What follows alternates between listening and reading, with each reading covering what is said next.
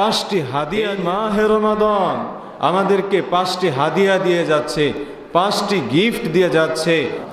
মাহে রমাদানের 1 নম্বর হাদিয়া সিয়াম, 2 নম্বর কিয়ামুল লাইল, 3 নম্বর তিলাওয়াতুল কোরআন, 4 নম্বর হচ্ছে তাকওয়া, 5 নম্বর হচ্ছে সাদাকার অভ্যাস। মুসলিম শরীফের হাদিসের বর্ণনা قال رسول الله صلى الله عليه وسلم من صام رمضان ثم أتبعه 6 من شوال كان كصيام الدهر كله।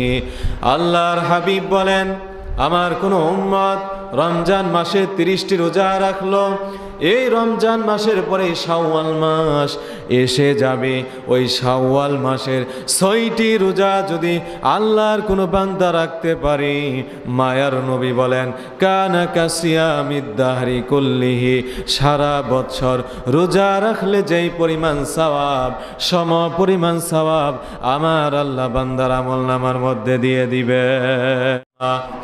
এরপরে আমার ভাইরা আরবি মাসের 13 তারিখ, 14 তারিখ এবং 15 তারিখে রোজা রাখবেন, এটাকে আইয়ামে বীজ বলা হয়। মায়ার নবী বলেন, আমার কোনো উম্মত যদি প্রতি আরবি মাসের 13 তারিখে, 14 তারিখ এবং 15 তারিখে রোজা রাখে, সারা বছর যদি বান্দা রোজা রাখে, যেই পরিমাণ সওয়াব হবে সম পরিমাণ সওয়াব যিনি বান্দার আমল নামার মধ্যে দান করবেন তিনি কে?